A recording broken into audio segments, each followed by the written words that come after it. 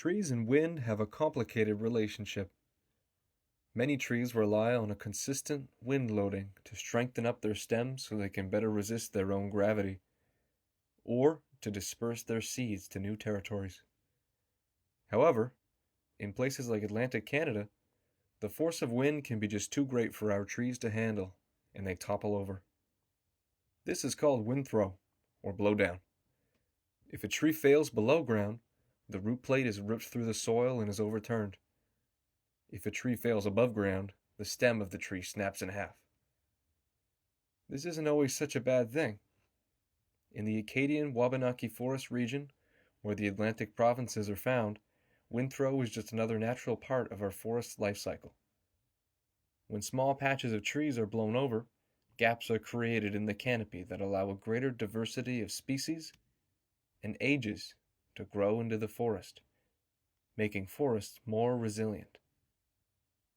However, when high-severity wind disturbances like windstorms, extratropical cyclones, and hurricanes make landfall, millions upon millions of trees can be overturned at once, leaving a tremendous economic impact.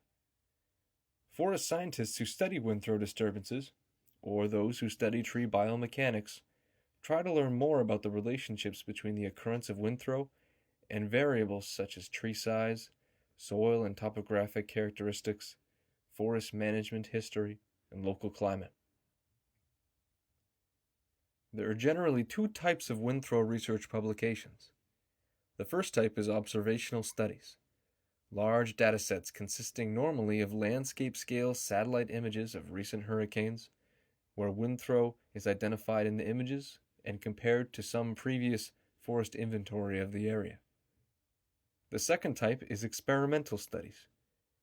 These are typically tree-pulling experiments, where a powered winch is used to uproot or snap a tree, and the force required to accomplish this feat is recorded with a load cell. This way you can choose which groups of trees you want to blow over, and you can measure them while they're still intact. The punishment, though, is how much work goes into taking down and measuring a single tree. So you must be asking now, isn't the wind blowing down a tree not the same thing at all as a rope pulling down a tree? Well, you're absolutely right. They are different, but they're fundamentally the same. We can resolve the differences through mechanics.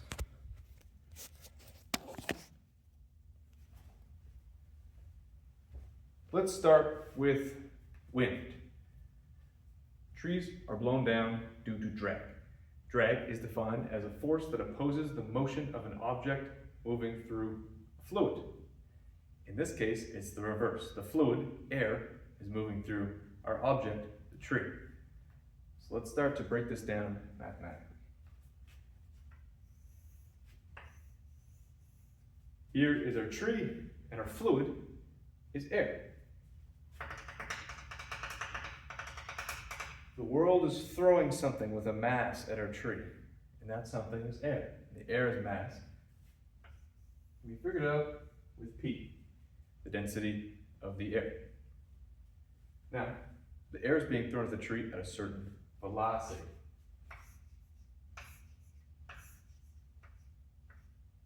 We'll call this velocity U.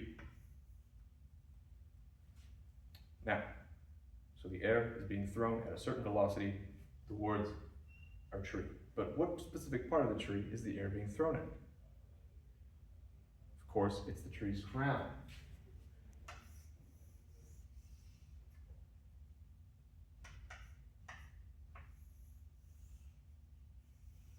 Here's a close-up of a tree crown in 3 dimensions. Now, we don't need the whole crown, only part of the crown, the frontal area, this area here, we'll call it,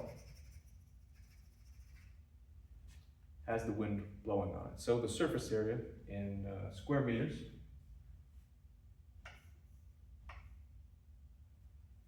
is the area the wind is blowing at. Now that we have all our pieces, we can assemble the drag equation. Drag, which is the force being applied to the tree, is equal to our exposed surface area of the crown, A, multiplied by the density of the fluid passing through it, P, multiplied by the velocity of the fluid, or wind, which is U, and we take the square of U, because drag increases with the square of velocity, and finally the drag coefficient of the crown. All of this is over 2. So there you have it. That's how you calculate the drag force being applied to a tree. However, we're not done yet. There is a matter of torque. To calculate the moment being applied on that tree, which is different from the force, we need to multiply our force by our lever. And the lever, in our case, is the effective height at which the force is applied on the tree. We'll put it right here.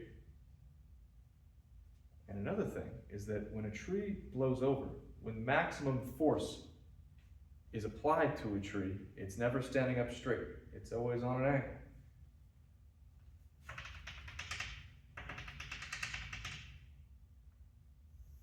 This is called the angle of deflection. We'll call it A. Like so. Here's our wind. The moment is equal to the force of wind multiplied by the lever, which is the height right here. We'll draw it out like this. And finally, to account for the deflection angle, because it's not perfectly straight up, we multiply by the sine, or the cosine, sorry, of that angle, alpha. That gives us our total applied turning moment by the wind. So, I've showed you how the wind blows down a tree through drag. How then does tree pulling work? Now I'll show you. So, behold, our tree pulling model. We have a tree here with a root plate hidden underneath some soil, like so. We have our rope attached to our winch right here. So let's pull this thing down. This is our load cell. It's going to record the amount of force it takes to blow this thing down. Are you ready? Get ready. You can check out the force in the top window. Boom. That's crazy. You can see as the tree blows over, the root plate becomes a hinge, like this. This spot right here is where the moment is concentrated. It's the same thing.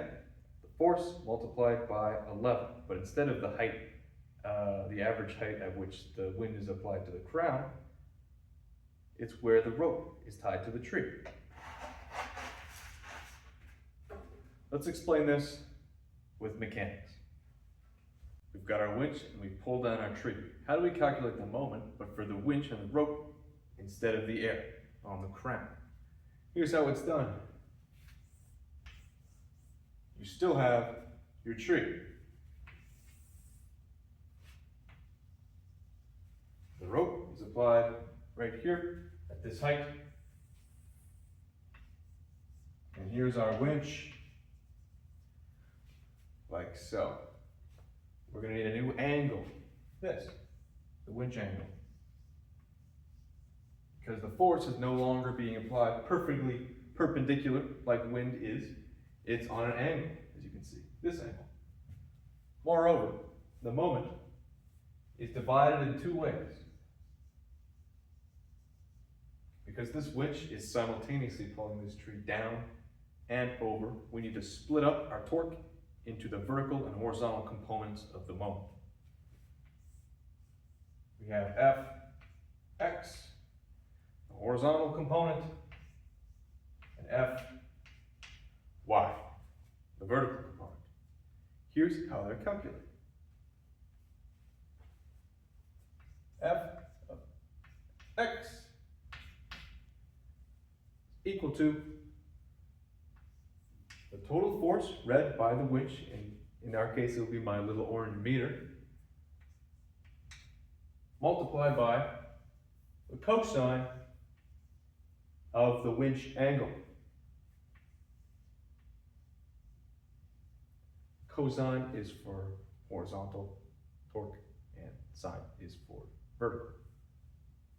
For the vertical moment, equal just the sine of the angle. We don't want to use our force twice.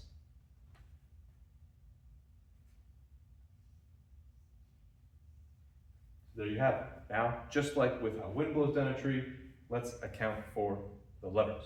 The torque. We have our tree. Where it used to be, and the angle that it's at the moment of maximal force read on the winch. The difference between the two is our deflection.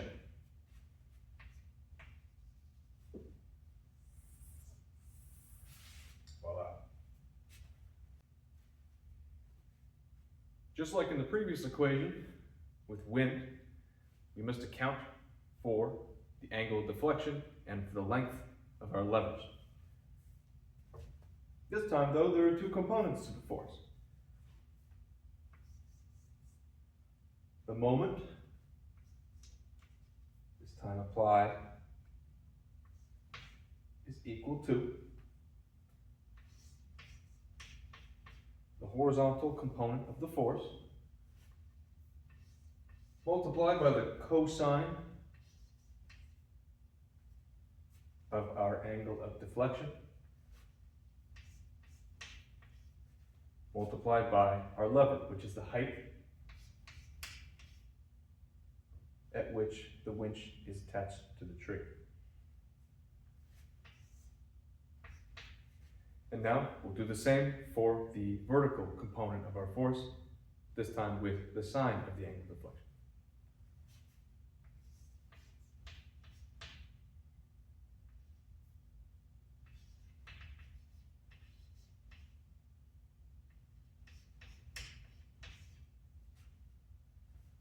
There you have it. The mechanics of how the wind blows down a tree and mechanics of how a winch pulls down the tree. We've both mathematically figured out the total amount of torque applied to the tree for the two actions. So now they can be directly compared to one another. But we're missing one part. Let's bring back our tree pulling diagram and I'll show it to you. Here it is. Now, here's a question. If you take the crown off this tree, do you think it would take more force or less force to pull it down?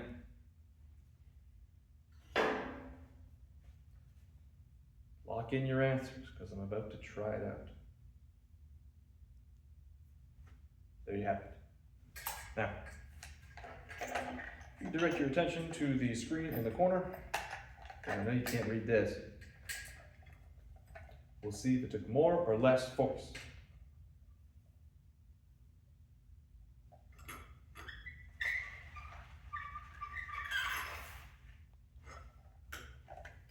There you go. You take more or less than last time.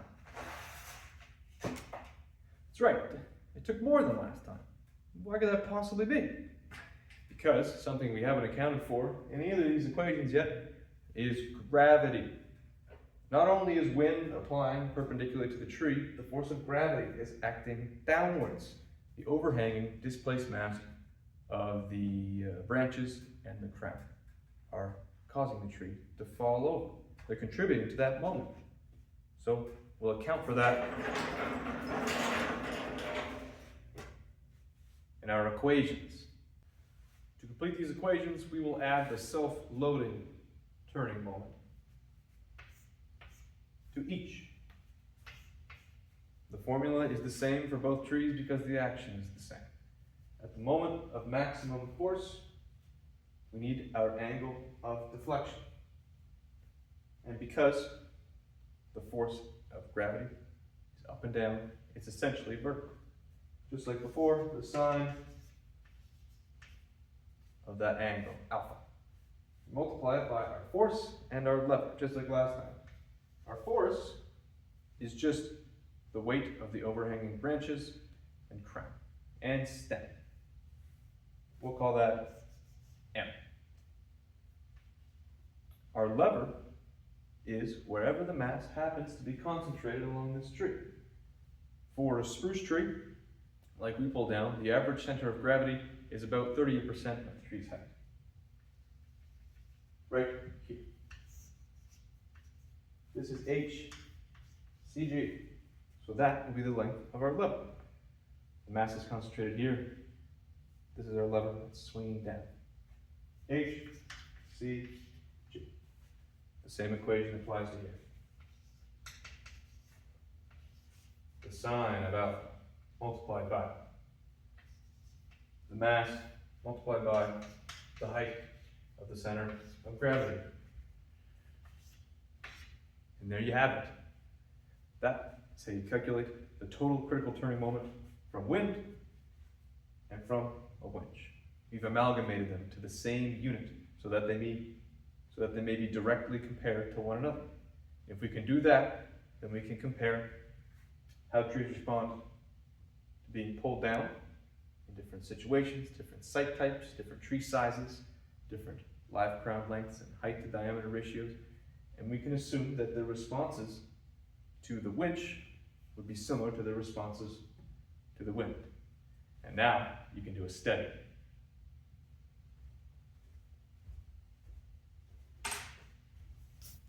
All right, thanks for sitting through that tedious statics lecture. We don't just do this stuff for fun, we do it for a purpose. You can take the theory that was on that chalkboard, and with your own powered winch and your own full-size load cell, you conduct tree pulling tests on trees of your own. For my master's thesis, I pulled 60 red spruce trees near the University of New Brunswick. I had a ton of fun, and I made a lot of interesting discoveries. I'll show you a couple clips in a moment. I hope you learned something. Thanks for watching.